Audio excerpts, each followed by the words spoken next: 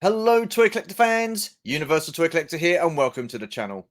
And welcome to another episode of My Collecting Life, the series where I get to speak to you, members of the toy collecting community, about your own personal collections, finding out what got you into collecting in the first place, and what gives you that toy collecting buzz.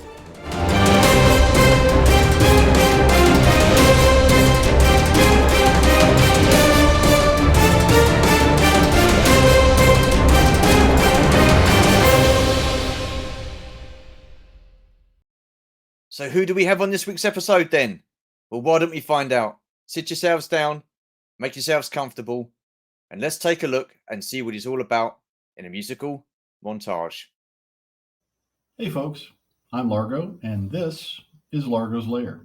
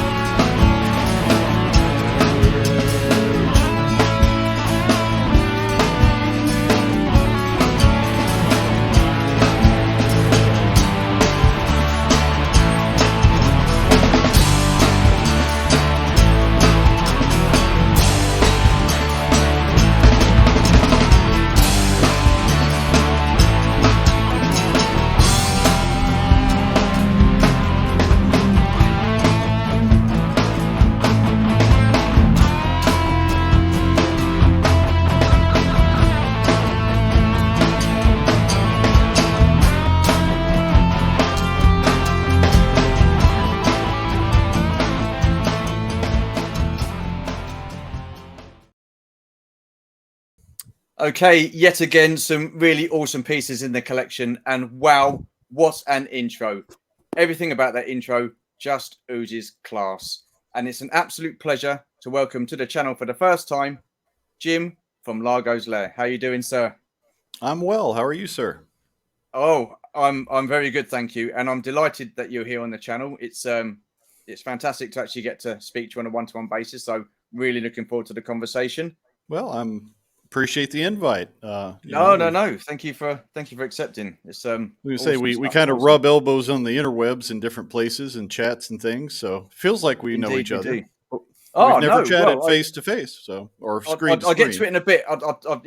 I've seen your channel, so we'll get to that in a bit. But yeah, it's for our mutual friend Gojitron, wasn't it, that we've got in contact? So awesome stuff. Thank you, Goji, if you're watching, by the way. Awesome.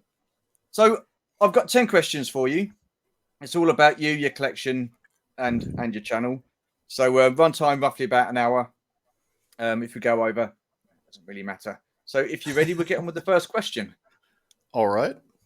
Awesome stuff. Okay, so what toy lines were you into as a kid, and what are your memories of those toy lines? Well, I was born in '71. My earliest memories probably are the GI Joe 12-inch adventure team, the fuzzy head kung fu grip guys. Okay, Those and the Mego 8-inch superheroes. Those were probably some of the earliest ones I remember playing with and really enjoying. Okay, so over here we didn't have the G.I. Joe. It was Action Man. Mm-hmm. So I mean, are you into any of the Action Men at all? Have you caught up on that? Oh, absolutely. Yeah, especially I lived in Scotland for a wee bit back in Okay. 77, 78. I was there for the Queen's Silver Jubilee, so I guess that was 77. Okay. And so I got introduced to all things Palatoy. You know, there were a lot of little shops in Edinburgh where they still had some of the old Action Men before they Yeah. went to the Action Force stuff. So it was kind of in that in between. There was a lot of stuff that was still on the shelves. So Mm. yeah, all that stuff was great. Spending time in the UK, I got to meet, some great stuff like Basil Brush and Doctor Who and Blake Basil Brush, Seven. my So goodness. Yeah. got Wow. into, all that good stuff. So, some of that carried over. You go back to the States and you're looking around. It's like, well, I don't see the cool stuff I saw when I was over in Scotland, but Mm. you Is find it what you easy to find. come by? Is it easy to come by now? Do you find it easier to come Palatoy? by? I mean, obviously, well, yeah, obviously with the internet, but before that, before like internet and stuff like that, how easy was it to No, find Palatoy?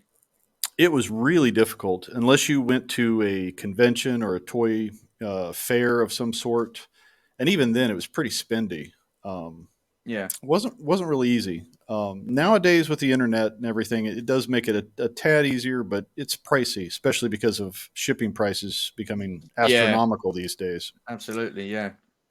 So do you have But you got any Palatoy Action Man in your collection or I have one that is a prized yeah? possession. I have a SAS Commando from Action Force. He's in Okay. the box. I'd love to take him out and play with him, but he's so old that having a boxed or having a carded one, it's like, yeah, I'll leave him there. He's you know Awesome. it's Awesome. just I picked up a couple of the around like Christmas time they used to do the hardcover annuals in the Yeah. UK, Yeah. Yeah. for comic books and whatnot. I picked up some of the Yeah. Battle Action Force uh, uh, Okay. from the mm, early '80s, and Okay. so those are just great nostalgia bits because I remember as a kid, around November, December, you'd get those and you'd get things like Marvel heroes and reprints of things. Yeah. But I really liked the Battle Action Force because it was a unique spin. And in the earlier days, it was all the Palatoy version, and Yeah. then it kind of morphed into what was the international Action Force. So. That's it. Yeah. Yeah. So that's So my with one Palatoy at the moment, but hopefully I'll be yeah. adding to that in the future. Awesome. Awesome. So was it just GI Joe that you were into then as a kid? I mean, because I think the early 80s it went from 12-inch down to 3 3/4 inch. So were you into that, or at that time had you sort of like grown out of toys? Well, Star Wars was a big influence because Well, uh, yes.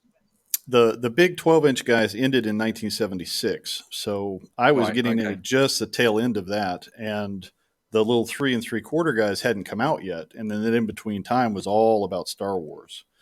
Yeah. So got pretty heavy into the stuff from the first film and the Empire Strikes Back. Mm. When GI Joe, a Real American Hero, or the 3 3/4 Action Force that you guys had came out, Yeah. I got into it a little bit, but I looked at that and it wasn't my Joe.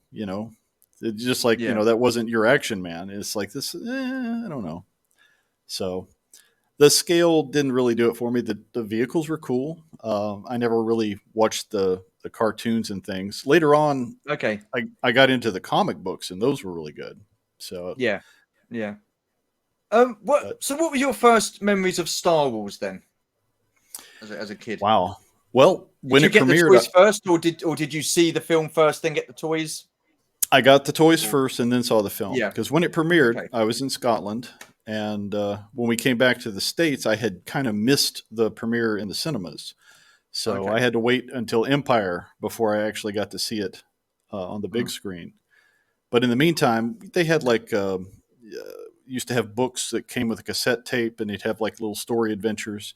So I Yeah. had like a Star Wars version of that, which was like the cliff notes for the movie. So I kind of had a Mm. kind of an idea of what the figures were, but most of them, they just ended up playing with whatever else I had. So I had some, little Buck Rogers and black hole figures and stuff that was in that same scale, and they just kind of played however, just kind of Mm. mixed and matched. What was the atmosphere like at the pictures back then when that first? Because I mean, I was too young for Star Wars, and I can't remember Empire Strikes Back. So my first film was Return of the Jedi. So I know you guys in the States at the time, well, still now, you get, I wouldn't say, well, you get into it, you get passionate about it, and you really go out and enjoy yourselves and have a good time. So I would have liked to experience that atmosphere because I think we're a bit, reserved in the UK when it comes to that sort of thing. So what were your memories of the atmosphere and when you go into the pictures to see Empire? Well, I was pretty young when Star Wars came out, so I don't Yeah. know how much of a hullabaloo that was. But with Yeah. Empire, because Star Wars had gained Yeah. such popularity and the Kenner toys had just gone crazy as far as popularity, people were really psyched for the movie to come out. And yeah, there were long lines. People were excited. I remember it was really crowded, and my folks didn't often go to the cinema, but they knew that was kind of a big deal. So I remember Yeah. it was an event for us as a family to go and do that. Because even the toy stores got into it, didn't they? I mean, I think the last time our toy store over here got excited, got up for an event was when the Phantom Menace came out, and that was like a big thing. I mean, the whole, the big like spread, a massive like marquee sort of thing with like Phantom Menace, Star Wars. Then you had all the toys down there. I mean, I don't know about you, but I loved going into toy shops back in the day. I mean, how did you feel about that? Yeah. And that was one thing I really enjoyed looking at the smaller mom and pop type shops that I saw in the UK, where they had like the Palatoy big displays where they'd actually have, like several of the figures with vehicles and things all set up like a little museum piece. So you could see, what you could get. They didn't do big display pieces like that in the States much. I mean, you just have maybe like some of the bigger stores, but not most of the ones where I went. Okay. You just had like an end cap display that would have maybe a banner or something, but the shelves were definitely stocked full for Empire. All things Empire Strikes Back. There were toys everywhere for that. Especially around the premiere. Yeah. But awesome. The shops that I remember in Scotland were really cool in the fact that they really went out of their way to make you excited to pick up a toy, whether it was a little corgi die-cast piece or it was an action figure or whatnot. It's like there was a kind of a production to it, if you know what I mean. It's like they had things displayed in a way, and you'd go to the shopkeeper and say, "I like that one. How much is that one?" And then you see if you have enough money for it, and they're like, "Yeah." So now it was a whole different experience. Nowadays, you go into these big box stores and you try to ask for help, and the guy kind of looks at you like, "Huh?" So I'm glad it's not just over here that we have that issue with. I'm really not. So with your toy lines, obviously you had your G.I. Joe, Star Wars. Were you into anything else? Transformers, Master of the Universe? I wasn't much into the Transformers. I think I had like one of the G1s, but they were so fragile. I just really didn't get into it. It's like if I want a car, I'll just go buy a car. If I want a robot, I'll buy a robot. I don't want one. Just didn't do it for me. But the Mego 8-inch superheroes that they had for a while there, those were really popular. Yep. And of course they had, like Star Trek, Planet of the Apes were popular at that time too.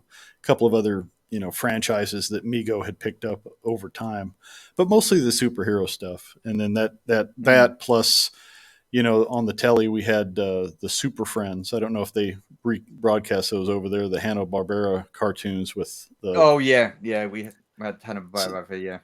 So watching the reruns of that, and then the Mego toys, it definitely got me into getting into comic books later, and all that kind of stuff. So those were kind of the big ones. Yeah, and did you see much like stuff for Battlestar Galactica? Because we didn't get that over here, as far as I'm aware.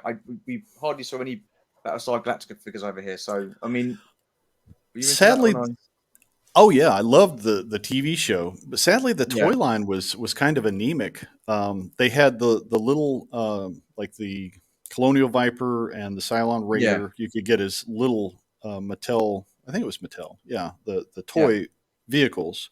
But they were different from the scale of the figures. And the figures they only did like Starbuck and Captain or Commander Adama. They didn't do a lot of the characters. And then they just kind of seemed like they gave up on the line. It was like, what, so if you wanted to play Battlestar Galactica, you had to use something else because there wasn't a lot to work with. That's strange because it was quite a big TV series, wasn't it? It was quite popular back in the day. I thought they would have. Was it just because they they didn't think the line was going to be popular, or I don't know if they it was just because it stopped was it? based on a television show or if they just couldn't find somebody who wanted to take a gamble on it. But Hmm. it just it wasn't a great toy line. It was kind of disappointing. Yeah, so yeah, interesting. I'm surprised about that. So, out of all the toy lines that you mentioned, what would you say was your favorite toy line, and why? That's a tough one. Or did You it know, change from like times that as sure. you got older? Yeah, I'd say taste would change. I would say the 12-inch GI Joe lasted the longest because yeah, it kind of becomes a traveling companion. He's always with you wherever you go, and you've got the different outfits for him and things. That and the Mego superheroes, like Superman or Batman yeah, and Robin, things like that. Those, as taste changed and I got more into science fiction, those kind of fell by the wayside. And I guess I'd say as I got a little older, it was more Star Wars, mm, a little bit of Star Trek, but again, no great toy lines for Star Trek, which was kind of a bummer, other than the Mego dolls and some of the yeah, little die-cast spaceships. They didn't have a whole lot going on as like when the films came out. The first film there was a few things, and then the second film there was hardly any toys for it. It was weird, but by that point, I kind of got more into other interests, books, comic books, watching films, things like that.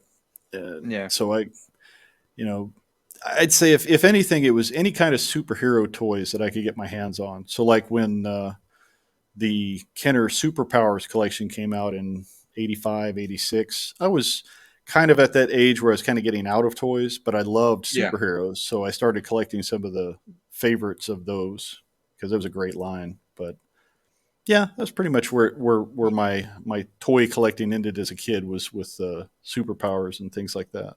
So that was gonna lead into my next question. When did you stop playing with your toys, and when did you start becoming a collector? Well, part of it was being a military brat. My dad was career Navy, and so every 2 years or so, we're moving along. I had more addresses and birthdays as a kid, I'd say, Yeah, and so every time we moved, the things that I have would kind of dwindle. We do yard sales or whatnot just to lighten the load before the next move. So yeah, things got passed on the wayside. And some of the first casualties from that were like our, Fisher Price adventure people, because I'd kind of grown out of that. And then, the old Mego superheroes that were all kind of beat up and battered from, excessive play, and yeah. so every year things would just kind of winnow down into just the few core pieces that I really, really wanted to hang on to as long as I could. Mm. So I'd say early, early high school, which would be, you know, um, ninth or 10th grade, I guess we would call it here. And Okay, yeah. I'm not sure what the correlation is there with Oh, schools. we chop and change. I mean, we used to be Right. year one, two, three. Then you go to middle school and it'd be one, two, three. We start all over again, and they've just I don't keep up now. So Right. So I'd say yeah. about 12, 13 years old, I was more into Okay. just, sci-fi stuff, mostly comic Mm. books and Yeah. things of that nature. So, So what yeah, comic books did you collect then? What were you into? Was you into all the Marvel stuff, DC stuff? I, a little bit of both. I really Yeah. enjoyed the Justice League from DC. I really enjoyed, some of the X-Men, like the Chris Claremont series that he did with X-Men. Mm. The Avengers were fun, depending on who was writing. Sometimes Yeah. it got a bit weird. But Mm. growing up, we didn't have subscription services, and you couldn't always be guaranteed to get every issue. You just go to the Yeah. local druggist or newsstand wherever they had a what we called a spinner rack. You'd have the Yeah. rack I know of what you the mean. Yeah. magazines, Yeah. and if you see something there, you like the cover, you catch it, and hopefully, if it was a continued saga, hopefully you'd get there the next month and try to get the next issue. Again, because we moved so much, I couldn't do a mail in subscription thing because, Okay. we constantly on the move. So I kind of hit or miss and just picked up Yeah. issues here and there that I liked. And preferred to find ones that were, one shots that didn't have like a 20 issue story because I could never, catch them Yeah, all. yeah, yeah. That's got to be a pain, and especially when you miss one. I mean, I guess back then as well, you couldn't sort of like get another like sort of like a back copy or back issue as they call them. I guess No, that there wasn't a weren't. thing back then either. Yeah, there weren't really comic book shops or things like that. That didn't come on until later on when I was a little older in high school. Those sort of Yeah, shops that were specializing in memorabilia started popping up, and then you could go mm, get some back issues and find new comics you'd never heard of before. That's yeah, how I got into things like the Dark Horse Aliens and Predator series that they did, and yeah, some other nifty stuff. Hellboy was kind of neat. You never saw that on the newsstand, but in the comic book shops you'd find them.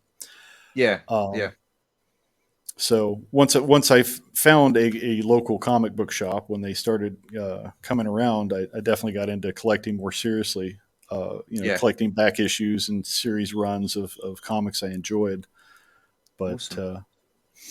yeah, My biggest thing with that with the comics is you get into a decent story, and then halfway through that story, it would then veer off, and you'd have to pick the story up in another comic oh, title.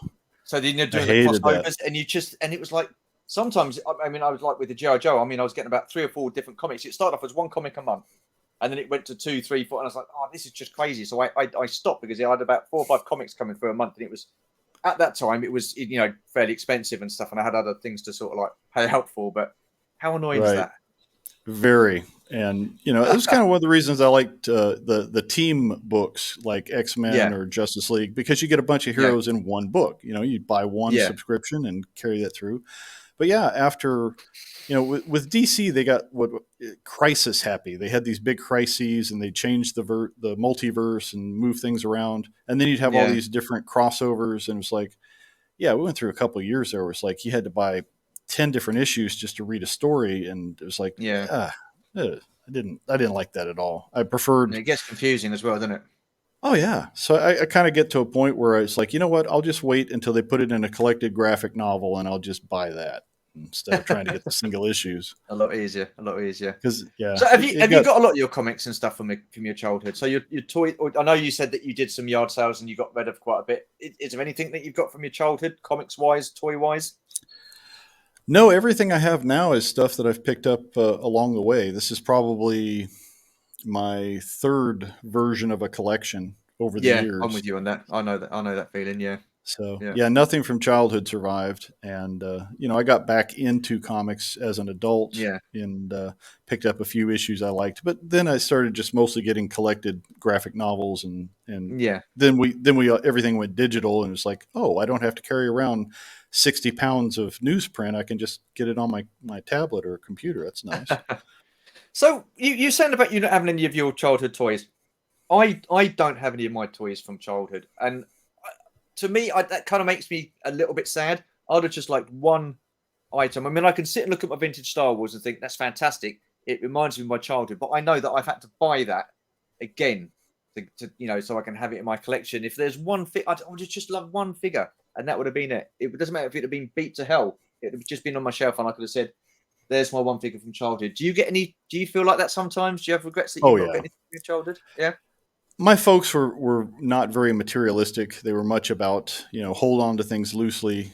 Just yeah, very I wouldn't say minimalist, but utilitarian. They didn't. yeah, They come from a different age. They didn't have a lot of things growing up. They didn't understand the nostalgia wasn't that big for them as far as that went. yeah, So yeah, they didn't understand the significance for me when I wanted to hold on to things. Like, you're too old for that. You need to get rid of it. It's like, yeah, yeah, if I had anything over again, I'd like to have like my childhood little Migos 8-inch Spider Man. That was probably one of my favorites, or the Superman or Shazam. Shazam was mm, popular, so those got played with a lot.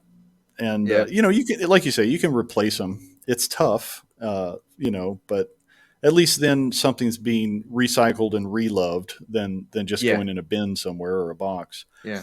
Absolutely. So I'm kind So of you going down said that. Oh, go ahead. no, no, no. Please carry on. Sorry. Oh, I was just going to say, I'm kind of going down that nostalgia road right now because I've been talking with some collectors who are into the GI Joe Adventure Team, the big Yeah. fuzzy head guys, Okay. and they've really got me to catch the bug because there were several reproductions that came out on anniversary years, and they're not Yeah. quite the original, but they're close. So Yeah. I'm starting to pick up a few. I've looked at getting some of the vintage, but they're crazy expensive and Yeah. pretty Yeah. labor intensive because a lot of them need to be restrung, reassembled. The uniforms Mm. are kind of tattered and need to be sewn. So uh, I'm not a purist. I don't have to have the exact original one I had as a kid, Yeah. but if I can find a reproduction that's similar, that works. Yeah. So I'm kind of going Awesome. down that road, if that makes sense. Yeah, absolutely. Absolutely. I mean, it's like some of these last 17 for the Star Wars figures. I mean, Mm, as much as I'd love to be a purist, I can't afford to be a purist. Do you know what I mean? So I just go for yeah. the repro figures at the moment, and then hopefully one day I might be lucky enough to get that figure if they still doing those figures, or they're in good condition. But yeah, some people can be funny about that, can't they? You got to pick and choose, and I, uh, I don't really collect any line that I have to have everything, with the exception Yeah. maybe of Valaverse's Action Force, which is kind of Okay. the carryover from what Action Force was in the Palatoy days. You know, as Mm. far as the spirit of it, at least. You know, they're in that 1/12 scale, very modern, good articulation, and customizable. You can swap things around, make your own figures, Yeah. which is kind of Yeah. neat. I like doing that as a, what do you call it, kit bashing, where you just take Kit odds bashing. and ends and make Mm. your own fellas. So that's kind of fun because they never give you exactly what Let's you have a look. want, so you make your own. So that's this is we call him Hot Tuna because of his Okay. Aquaman head. It's kind of a Yeah. running joke, and so Pretty he's a cool though. mix of Yeah. he's got a Mezco head, he's got Marvel Legend accessories, and mostly Valaverse body. But you Wow. know, he's my guy. I have a Yeah. mercenary group that I've put together, and Oh, cool. so sometimes when I'm looking at clearance bits here and there, I'm just looking at pieces, parts. It's like I could use that head, or I could use that accessory belt, and this and that, and Yeah. kind of see I could put that together and do something different. So it's how I hobby at the moment. That and toy photography, and I still play with my toys occasionally, but mostly I play with it with the camera handy. Trying Yeah. to take some pictures and whatnot. So it's a different kind Awesome. of play. Oh no, no. I mean, I've spoken to loads of people on here, that do photography. I mean, I spoke to a guy a couple of weeks back. He did toy photography, Jarge Jedi. Some of the, I mean, Boba Hicks. I mean, some of these people that Mm. actually do this toy photography is just absolutely incredible. I mean, I think to have the eye to do that kind of thing, and what I like about that as well is like you do the kit bashing. People that can do customs, anything like that. I love to promote that kind of stuff because I just think that is so talented. I personally don't have the patience to do to do restorations or customs. I really don't. But I just take my hat off to people that can do that. It's amazing. I wish I had the time. I find that I Yeah. don't have the time to tinker as much. I used to paint little tabletop war game miniatures and things, so Okay. Wow. that's Yeah. kind of Yeah. where that desire to do that sort of thing comes from. Mm. But it's very time intensive, and Yeah. you know, Absolutely. adulting gets in the way, I think. Damn that adulting stuff, I tell you. So, what toy lines do you currently collect? Well, Valaverse is probably the biggest that I collect at the moment. Um, Yeah. I kind of cherry pick everything else. If something Yeah. sees it catches my eye. I like classic horror monster stuff. I like Scooby Gang type stuff. So, when I find things of that ilk that are in a scale I like, Jada Toys has put out some Universal monsters recently that are really Yes. nice. Yes. I've seen Really like those. those. Yes. Yeah. Yeah. And when NECA do that as well, don't they? NECA do yeah, those as well. NECAs are a bit taller scale, but they're probably more movie accurate. But I like the Okay. fact the Jadas are a little easier on the wallet. They're a little less expensive than the NECAs. Yeah. Yeah. They're in a true 1/12 scale instead of 1/10, and they fit more with the majority of my collection these days is 1/12, with the exception of a few odds and ends. Yeah. But I just kind of branch out as I get interested. And sometimes it's really from guests. As I talk to other people about lines they collect that maybe I'm not into, I'll like, maybe I should check that out. And it leads you down another rabbit hole. There's a lot of rabbit holes, I can tell you, because I can remember watching your video. And again, I said we get onto your channel in a minute, but I remember watching your Universal Monsters video. And I was like, wow, that is just quality, because they have been figures, the NECA ones or the Jada ones, I've been looking at getting for quite some time, and I've just not yet pulled the trigger on it. And Goji, bless him, is like just trying to encourage me and push me into that rabbit hole sort of thing. So I'm trying to, well, as long as you get the creature from the Black Lagoon first, then you'll make Goji happy, because that's his favorite. Yeah, they're all decent figures. They look so good. I've got to say, I'm so impressed with them.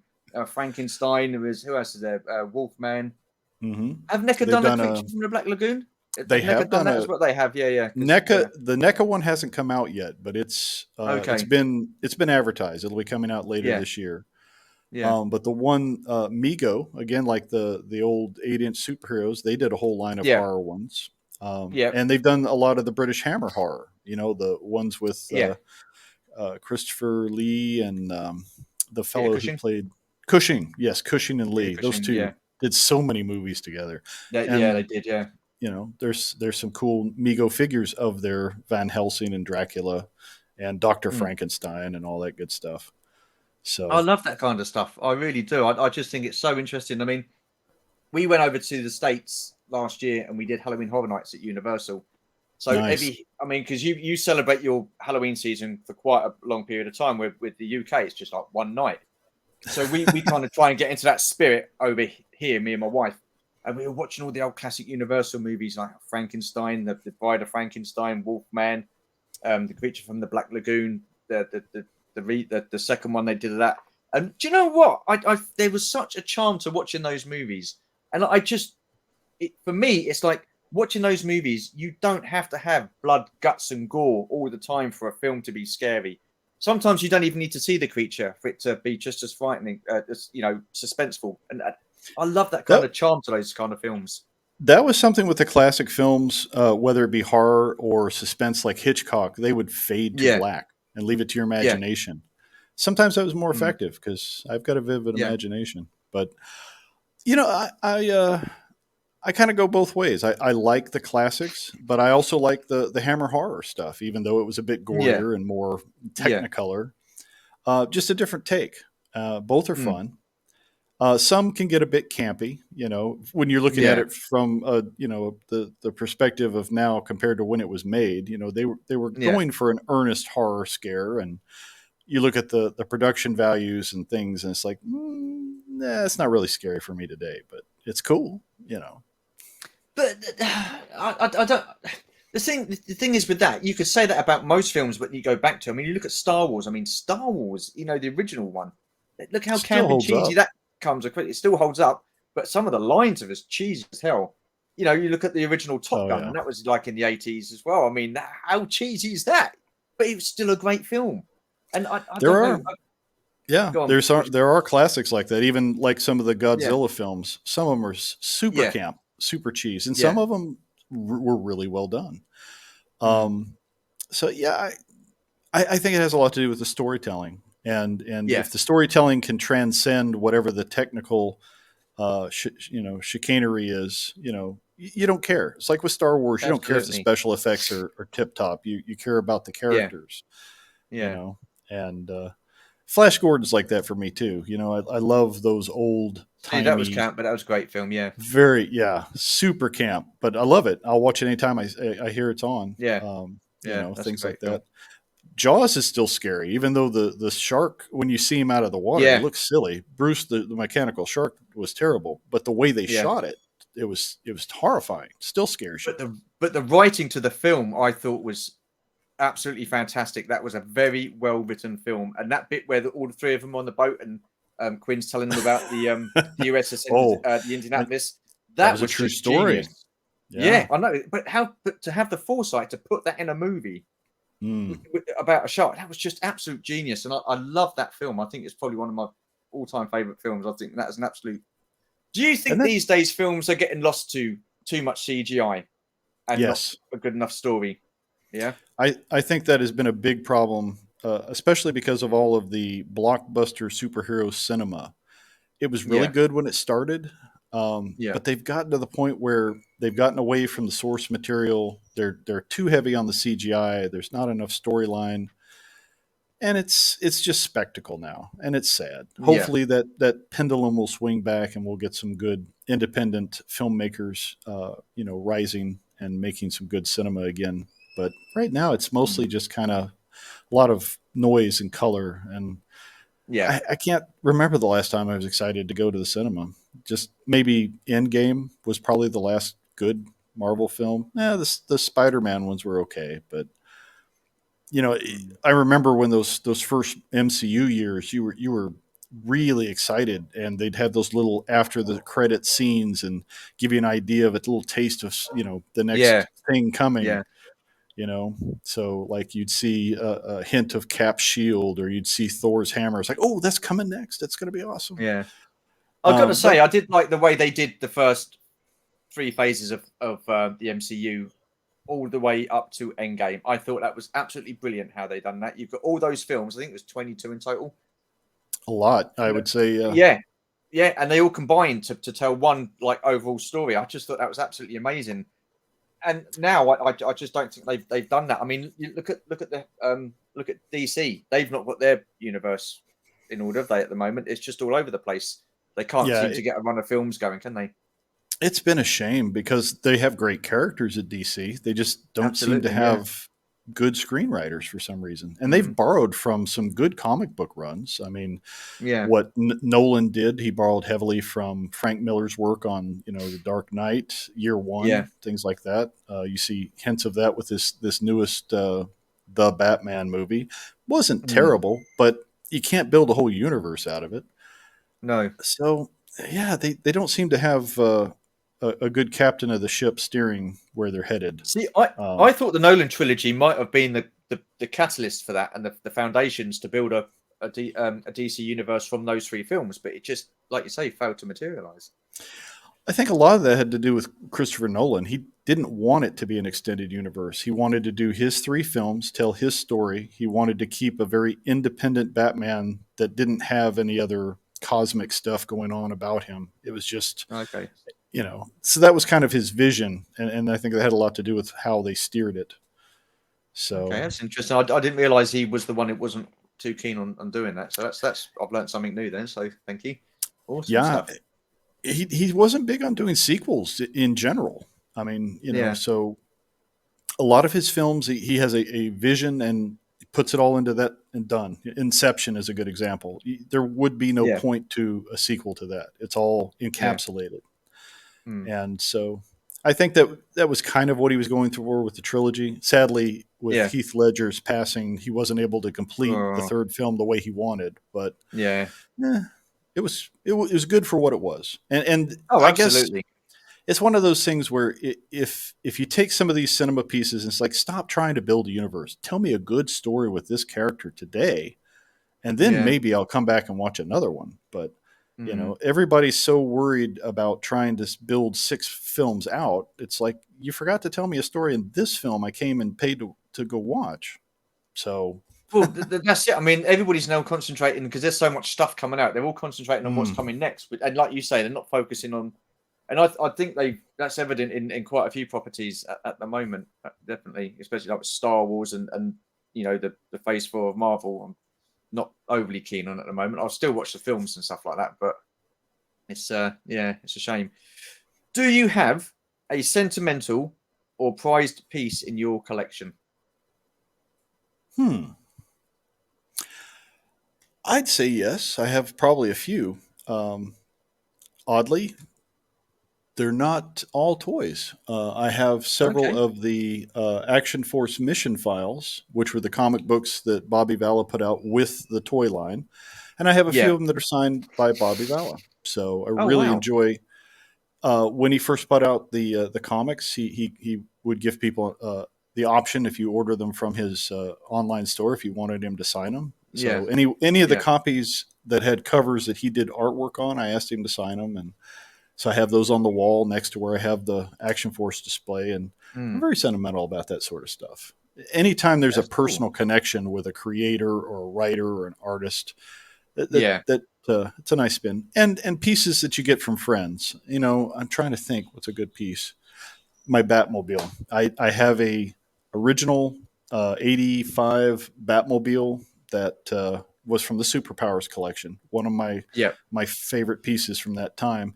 And my buddy Grindhead Jim helped me to track that down and find a replacement for my childhood toy. So Awesome. things like that. It's not just the memory of the toy or my childhood memory, but also the Yeah. friends who helped me along the way To to get that. put it in the Yeah. collection. Yeah. Awesome. Yeah, I like that. That's pretty cool. I've just started talking to Grindhead Jim. It's weird because he's been subbed to my channel for a while, and I didn't realize he was on Instagram, and I said, oh, it's so bad. I was like, "Miss, I'm so sorry." I said, I've taken ages to get hold of you and stuff like that. But yeah, no, seems a cool guy. It was Do you through have? Grindhead that I met Goji, actually. Oh, okay. Oh, good. Like, yeah. Oh, it's weird, isn't it? How you just like you branch out and you just meet all these different people, right? But I love the community. I don't know about you. I just really do love the community because you get to meet different people, different collections, different stories, and it's awesome It's stuff. fantastic. Awesome. And, Absolutely. I never really had an idea to build a channel, but I was, a social butterfly. I'd show up in a lot of the chats and Yeah. really Yeah. enjoy talking to people. Iconicon came along and we got to Mm. see all the different channels kind of come together. That was a fantastic time. First time around, second So time. this actually will lead into my next question. So as you're on your channel, we might as well ask that question. Mhm. What was the reason for you starting a channel, and did you have any influences? Yes and yes. And 42, which is the answer to everything. Douglas Adams. Oh, I really, it came out of, part of it was the coof, the problem with everybody being closed in and not yeah, having a lot of access. Also, I'm an expat. I'm an expatriate who lives in a stranger in a strange land. yeah, People around me don't collect toys. That's not a thing. yeah, It's not part of the yeah, culture here. I'm in Guatemala, even though I'm a yeah, Yank. yeah, So, people will come over to the house and they'll see my collection. They're like, wow, I've never seen any of that stuff. They don't sell that stuff here. That's cool. I remember seeing this guy in a cartoon or this guy in a film. But so they really appreciate it, but no frame of reference. And some of the pop yeah, culture references that, we enjoy from TV or comics or whatnot, they don't have a frame of reference for that here. yeah. If it's not about football, uh, Okay. proper football with a round ball, not the American stuff, or Yeah, beer, then yeah, they don't care so much. So I don't have a community here to enjoy these with. Getting yeah, into the online community, getting into the chats, and meeting other people, it's been awesome because now I have a social outlet of common thinking people who enjoy collecting. And like you say, yeah, the community that it builds. And we've got like little groups and subgroups. So you've got guys who are big into military action stuff, guys who are into yeah, sci-fi stuff, guys who are into superhero stuff. And yeah, we mix and match and, we find a lot of common ground. And from those conversations, it's led me into all kinds of different places on the channel. We've started talking about music. We've started talking about films. We've started talking about other things well beyond toys because we just enjoy pop culture. yeah. Well, I've seen some of your videos, and I've got to say, I love the presentation of them. I love I love what you've done with the channel. I love your screen presence. I think you're great on screen. Thanks. You've got a you've got a real smooth voice, and I'm liking that. So that's pretty cool.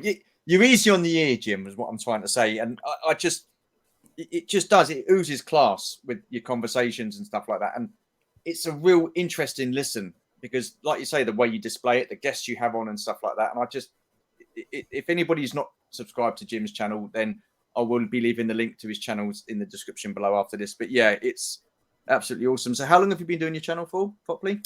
We started in December of last year. So just about, Not long. no, not Wow. long at all, just a few months. But we just try to keep it genuine. I could put on my Yeah, yeah, broadcasting voice and make it really phony, but I don't want to do that. I'm just talking to some other blokes about stuff. Yeah, You know, that's it's like, actually yeah, you yeah, got yeah, stuff, I absolutely. got stuff. I Yeah, like your yeah. stuff. It's cool. Thank So you. Yeah, that's what makes it flow, and yeah, it's a absolutely. conversation.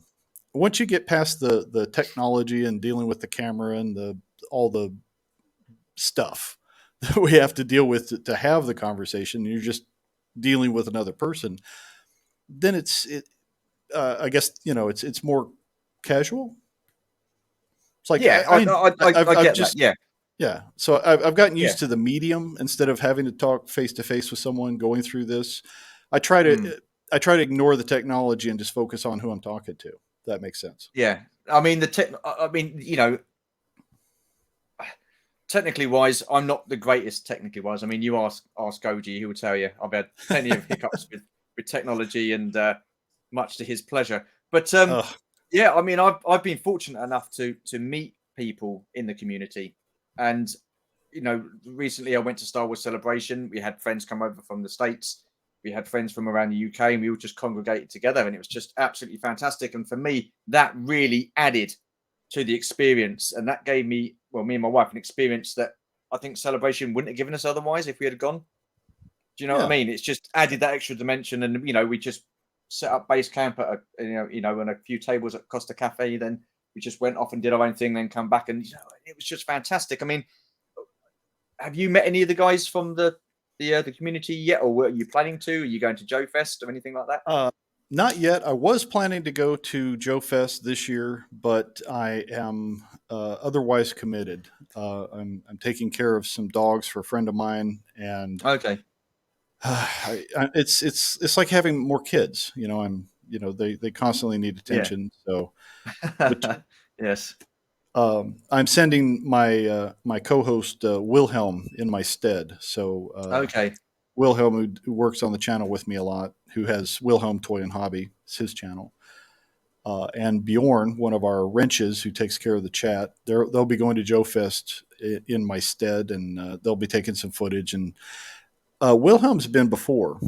He's been, I think, twice before to the Joe Fest, and said it was a Okay. fantastic experience because, like you say, you meet people and then it clicks. Oh, I know you from your screen name. I don't know you Yeah. face to face, and now I know you as a person in a whole different Yeah. way, and that's so awesome.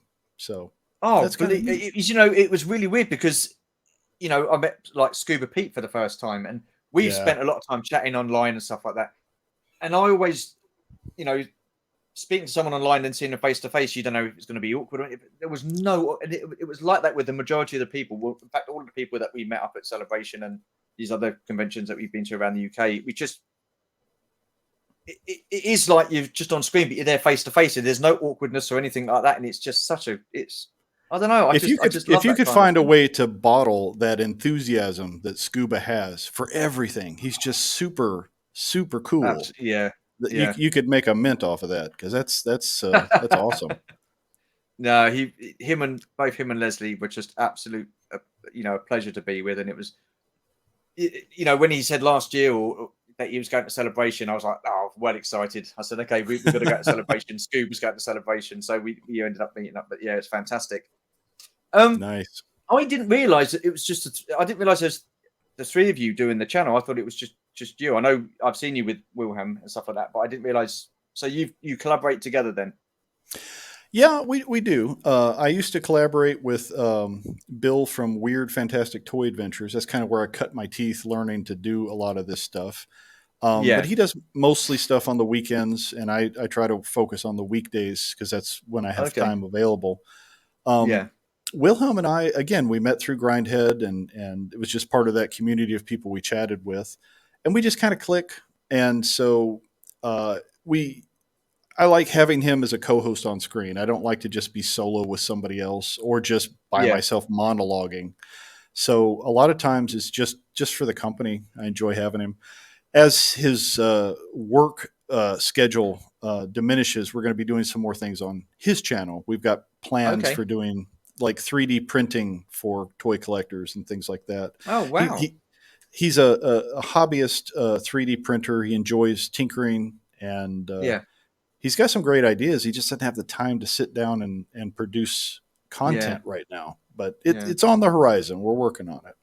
No, awesome. It's always, yeah, that's cool. Yeah, that's really cool. And I'm with you. I'm not a great fan of like fronting a live stream just on my own. I mean, I Ugh. remember one time me and Scuba And we were set to do a live stream and he didn't show, and I was like, oh no, what's happened? oh, Maybe the time was wrong and stuff like that. He'd hurt his finger and he'd been in hospital, so he'd taken oh painkillers and it no. knocked him, his Sparko. But so I just said, look, okay, I'm going to do this. I'll be on here for about an hour, and do you know what? I did not really enjoy doing that on my own whatsoever. And the last weekend, I was doing a prize giveaway because we did a charity back in March, a 24-hour live stream, and I was going to be doing that on my own. And then I had a friend message me saying, "Do you want me to jump on with you?" Please, yes. So I got him on Yeah, and stuff like that, and it's so much easier to have someone there with you, isn't it, than just to do something on your own? absolutely. I enjoy reading the chat and the feedback, but it's not Yeah. quite the same as actually conversing with someone else and bouncing Mm. ideas and things off of. And it's like, Yeah. that's why I don't do a lot of toy reviews. It's like, here's the thing that you know about. I can just tell you the thing that you already know. It's like, I don't want to do Yeah. that. Everybody does that. So when we Absolutely. were coming up with some ideas for what to do with the channel, Will and I sat down and we were talking about it. And it's like, we like Valiverse. What is something about Valiverse nobody else is doing? And it's like, well, nobody's talking about the storyline. Nobody's talking about the comic books or the backstory that Bobby is creating around these characters. Uh, Mm. with the exception of Tony from Analog Toys and Michael French did a really good piece, but Yeah. there wasn't like an ongoing series saying, okay, here's the character this week and here's everything about Yeah. him. So we tried that and people liked it. So we kept doing it. We've just finished all of the series 1 figures. We're moving into the series 2 Awesome. after Joe Fest. And that was kind of the core of where we started with what we were doing as far as a focus. Yeah. And that idea of exploring the lore, going into the story of something, led me into doing some things with Goji, talking about horror movies, doing some things Yeah. with Grindhead and some other guys talking about kaiju films and kaiju Yeah. merchandise. We're doing some other things where, and like I said, that doing that led us into talking about music because you're just talking to people in the green room. It's like, what kind of music you like, man? What do you listen to Yeah. when you're painting or doing things? And it's like, we could do a show about that. So we did. So we're kind of Oh, branching awesome. out into little things just based on whatever our interests are, as a No, that's community. that's that's cool. I mean, like you said, a lot of people out there are doing toy reviews. I don't do reviews per se. I call them an overview because everybody knows the Yeah, articulation because you've seen it, like you say, 101 times on right. YouTube. And there's some And there, really good people yeah, that do toy reviews. Really good people. exactly.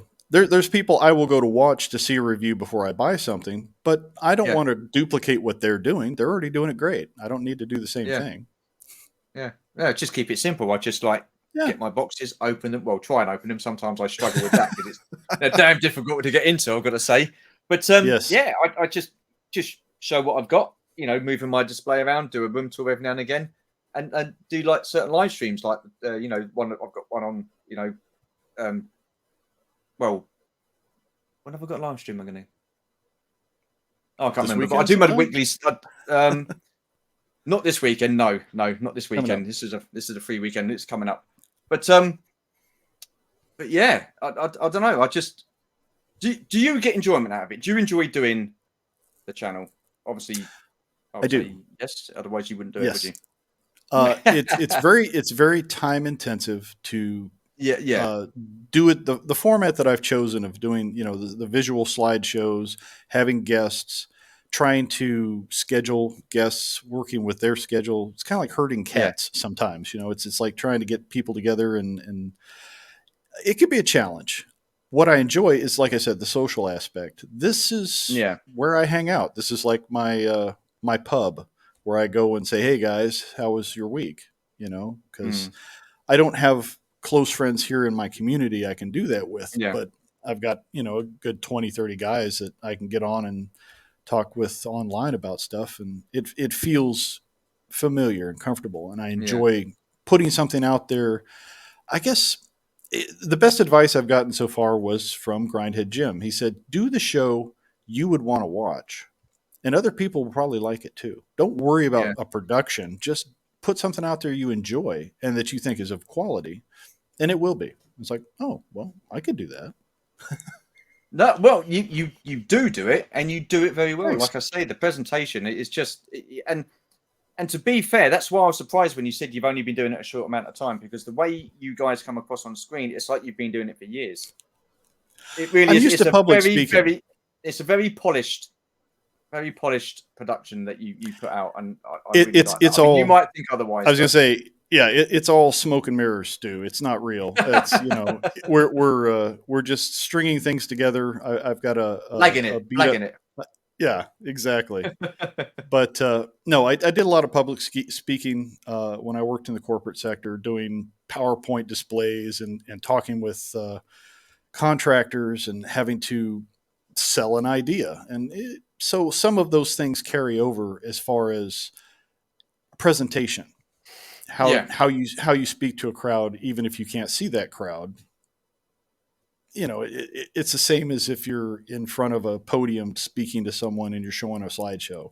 So that's kind of my yeah, mindset when I'm building something. It's like if I was going to present this to somebody who has an interest, how do I put this across in a way that's going to be entertaining yeah, and maybe some, if you just put a lot of information, that's something that's very heavy in um, data, people are going to roll their eyes and they're done with it. So that's why I just having talking heads going back and forth, that can be tedious. So I yeah, think most people enjoy a visual aspect. That's why I do the slides. It's like, okay, well, here's the thing or the concept or the idea we're talking about. So you have something other than just my mug to look at while we're talking to give you a mm, reference. Um, I'm still learning a lot about video production and things. I don't know how to do a lot of the, like, some people will put video clips in or bits here and there. yeah, I'm yeah, not at that level. So I try to work around that with my level of technology or knowledge. yeah. And so I've kind of hit on a stride that works for me, if that makes sense. Yeah. Well, I can say the same thing. Mine's at a basic level. So Yeah. you come to putting video clips in or like sharing screens. I mean, I've just, recently started to, do screen sharing on StreamYard and stuff like that. But my worry is if it doesn't go right, I'm like, oh God, and stuff like that. So and another thing I noticed as well, I I don't do anything off script. My first Mm, video I did, and it was scripted. And I look back at that now, and I think, oh my god, I don't sound like myself. I sound like I'm standing there reading it. Do you know what I mean? And right. it doesn't sound great. So I've since then I've tried not to script things, and I know sometimes that I get excited and I can talk too fast, and then people might have a problem understanding what I'm saying. So I've got to then worry Well, about yeah, slowing my I've voice down learned or I stuff like that. I don't take it. I don't have a script, but I always take notes. I always have a Yeah, notepad handy. I'm old school, pen and paper. As I think of something, I'll jot it down. If there's a note, if I'm pre-recording something, I'll have a general idea of how long I want it to be and what I want to talk yeah, about. But like you, yeah, scripting takes something out of the genuineness of it. I think for me, yeah, other yeah, people they live by the script and it's a great production. I can't do that. That's not my thing. yeah. Yeah, well, that's the thing. I mean, everybody is so different in this community, aren't they? I mean, everybody brings something different to the table. We can't all be doing the same things. We can't all be have the same character. We can't all have the same personality. Otherwise, you might as well just watch one channel, wouldn't you? Because Yeah. everybody would be the same. So that's what I like. I mean, everybody I've spoken to is totally different. They've got a different outlook on things, different personalities, and everybody's a character, which brings their own, own little bit to the table, which is awesome. Yeah, Um, and it's like even though we're talking about many of the same things and sometimes we'll yeah, overlap, a lot of channels I watch it's because of the personality. If it's a person I yeah, enjoy, or I enjoyed their excitement about what they're collecting, even if it isn't something I collect, yeah. then they have my interest. Oh, absolutely. Yeah, yeah, definitely. Definitely. Moving on. Do you have a grail piece as what like a one piece that you would really like in your collection? You think I don't mind spending a bit of money on that? Ooh, I do. Uh, they have just recently re-released the Big Chief Studios 1/6 scale Doctor Who's. I would love to have Okay. the 1/12 scale Tom Baker. The Fourth Doctor was my first Doctor when I was watching BBC in the 70s. That was my Doctor, and it is insanely expensive, and it's hard to get outside of the UK. But they've done a phenomenal job. Big Chief Studios has done like James Bond. They did some Flash Gordon, some other. They do super realistic, 1/6 scale or 12-inch figures that are beautifully tailored clothing, and it looks like they just stepped right off of the television. They're realistic looking. They're like similar to like what I guess Hot Toys as Hot another Toys, yeah. But crazy expensive, just out of my budget. But if I had the wherewithal, or just the what do you call it? Well, it's a vulgar way of saying it, but we call it FU money. When you have money, when you have enough money, you can just say, then I would probably pick up something like that, even though it's completely impractical. It's just cool. That would be a grail for me. As far as like vintage bits, it's tough because it's a difficult thing to chase. There's a lot of things from childhood I'd love to reclaim, but like I said, I'm going more for either repro or reimagining. Like a good example in Palatoy, they had the Adventure Team for a minute in the Action Man line. One of the toys, the tail end of the line was Bullet Man. Do you remember Bullet Man? Or probably I've not. heard Bullet Man. Yeah, I've heard of Bullet Man. I think he was one of the last figures, wasn't he? He was towards the end of the line. Yeah. In 1976, Palatoy took what Hasbro was doing and tweaked it, made it a tiny bit better. They always did. Everything that Hasbro gave them, Palatoy turned it out. They did when whether it was Eagle Eyes or Kung Fu Grip or what have you, whatever gadgetry, they would always put their Palatoy spin on it. When they did Bullet Man, they gave him rocket boots, which the American version didn't have. It's like, oh, well, that makes sense. He's a flying superhero character. He should have rocket boots. Why not? Yeah. So yeah, I'd love to have a vintage Palatoy Bullet Man, but that's crazy. That's like getting a second mortgage for your home kind of money to get something like that. It's like, so I'll recreate it. I'll find some bits and pieces, and I'll create my own custom one that won't break the bank. So, and that's part of the challenge with kit bashing and things, is not only just coming up with things that are unique, but also how do I make something that's close to what I liked as a kid, but I either can't afford the original or I want to put my own spin on. So that's kind of one of my challenges with this new project with these guys, is to put together the team I remember as a child from 1976, but working with what I can with today, with different technology, the bodies and bits, what they were doing in the 70s, the technology has changed. You can do much more sophisticated articulation, and some of the ways they sew the clothing and stuff, you can buy fancier bits now. And so it's kind of finding that happy medium. It's like, you don't want to go so modern that you lose whatever it was you loved about the original, but where's that happy place in the middle that says, okay, it speaks to the nostalgia, but it's still cool. That's the grail for today for me. Awesome stuff. Well, we've come to the top of the hour. I've got 2 questions left, so we'll crack on. What gives you that toy collecting buzz? Something new. I know that's vague, but there's so many things that are retreads, and here we are talking about nostalgia, but I got vexed with Hasbro in general. They would come out with a figure, and it's like, well, that's the right character, but it's not the right costume, or it's not the right time period. It's not the quintessential version. And it's like, well, they know that, because 6 months later, after you've bought that figure, they put out another version that's closer to what you wanted the first time. And they've done that a lot with Star Wars Black Series. They've done that with their Marvel Legends. It's a trend, and it's tiresome. It's like, we'll put out the Tiger Force version of a character you really like from G.I. Joe. Then we'll put out the normal one you really wanted. It's like, I don't want the Tiger Force. I want this guy. So, some of that, it's like, So when something new comes out, a new IP, a new idea, something that's bold and fresh, and it's not a retread, that really gives me that buzz. A lot of third-party companies are coming out with some great stuff that is completely original. And seems like in the last few years, Kickstarters are going crazy with all different scales, whether it be highly articulated fantasy pieces. There's a whole bunch of different military toy figure lines in the O-ring 3 3/4 GI Joe style that are Yeah. coming out very soon. And everything I've seen there, it's like so much imagination. And it's like, okay, we loved this.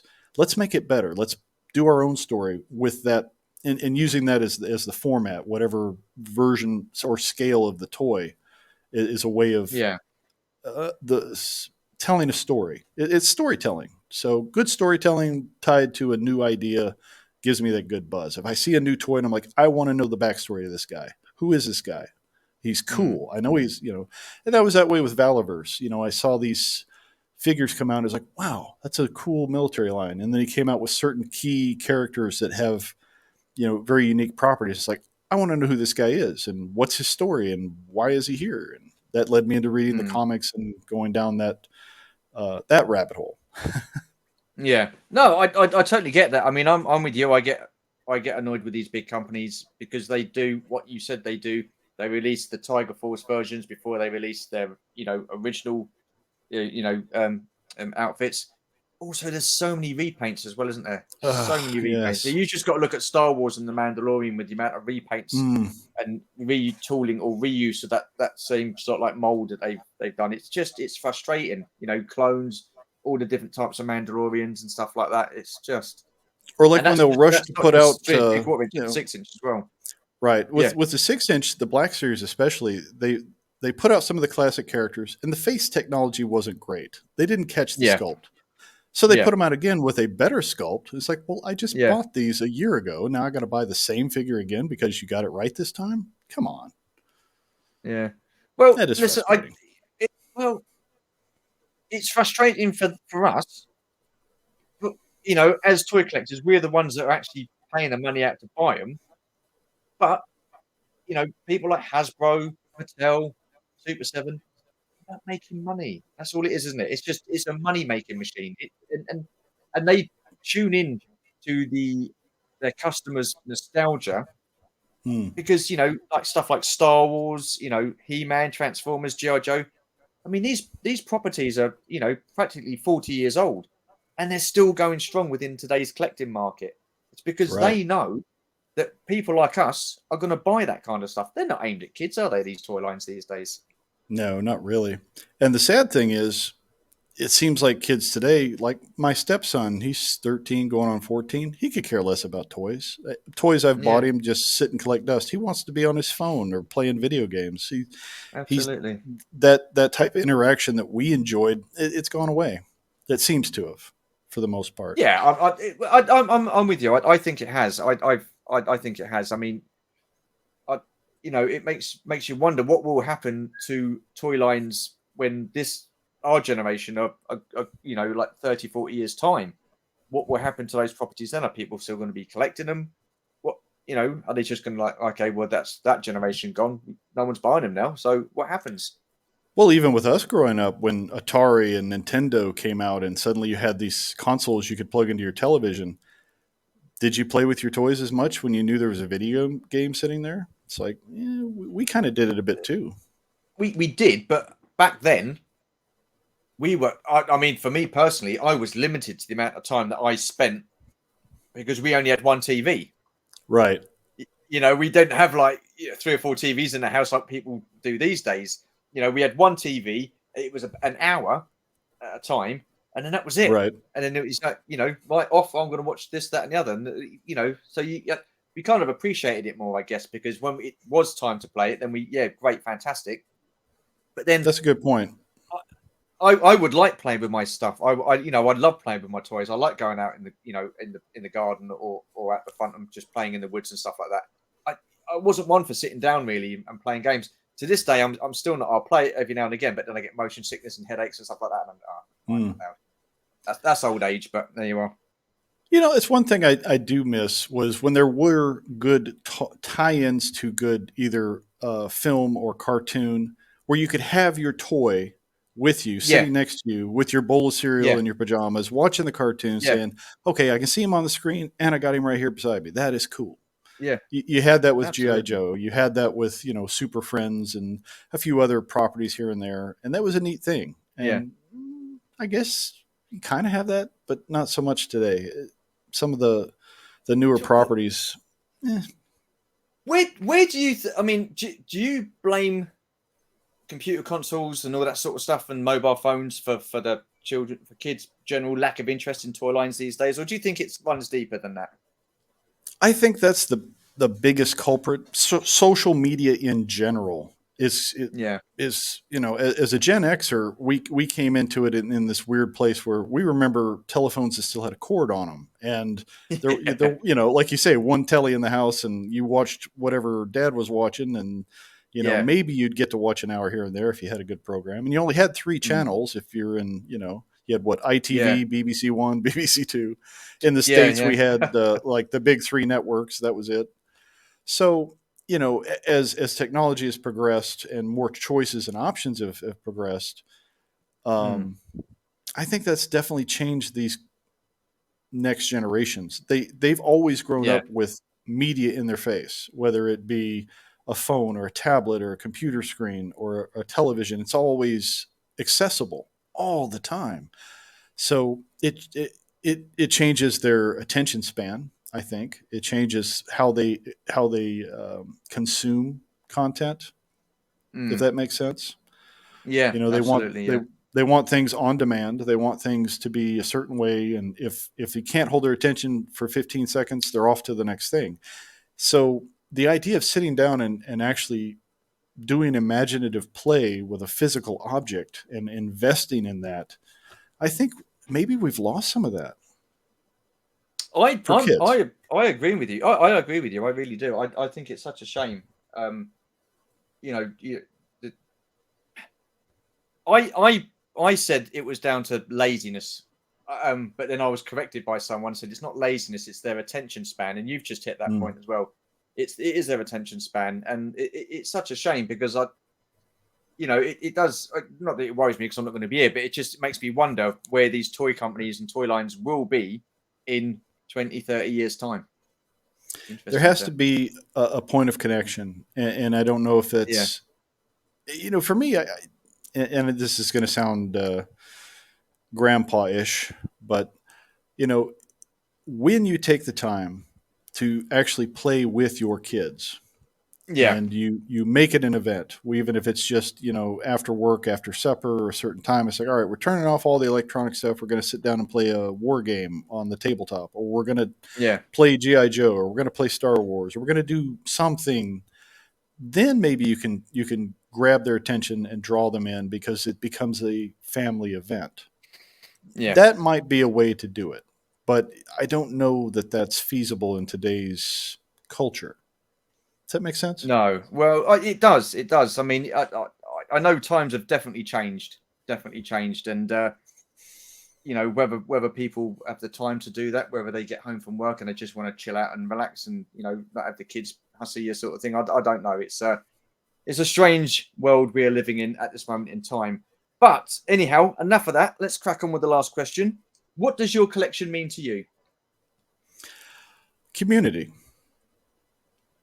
It's a connection, as we've said. The things I enjoy, I get to enjoy privately, but also sharing them through this online experience has Yeah, drawn me into a community of friends. And so there's a definite connection between the two. So I'd say yeah, community is the thing it means the most. awesome, awesome. Nostalgia? Would you say Yeah, nostalgia? a Yeah. bit. But Well, community for foremost. there's some newer things that I don't have a nostalgia for because they're newer properties, and Yeah, I, the nostalgia of play in general, of being able to take yeah, something like you say, going to the backyard or going down to the park and having those interactions and times. Uh, from that sense, yes, nostalgia. awesome, awesome. Jim, that has come to the end of the chat. It's been absolutely fascinating and enjoyable chatting to you. Where can people find you on social media? Well, I'm kind of a recluse. It's pretty no. Largo's Lair is pretty much everywhere. I'm on Instagram as I think it's Jim Largo 42. and I do a lot of my toy photography there, and links to the YouTube. There's just Largo's Lair, and I do guest spots here and there, like today, wherever I'm welcome. So I'm everywhere. It's exhausting. Awesome. I shall. It can be, yeah. I will be putting your social media links in the description below. I just want to say thank you so much for taking the time out to do this. It has been generally, really enjoyable chatting to you. I really like your channel. I love the presentation, and I'm still amazed that you've only been doing it for a short amount of time. It does look a very polished production that's been going for ages, but awesome stuff. I'm glad you're enjoying it, and sometime we'll figure out a subject or a topic that tickles your fancy, and we'll have you on my channel. We'll do that. Would be great. Really appreciate that. Thank you so much. Anyhow, that has come to the end of the chat. I just want to say thank you to Jim from Largo's Lair once again. Thank you everybody for watching.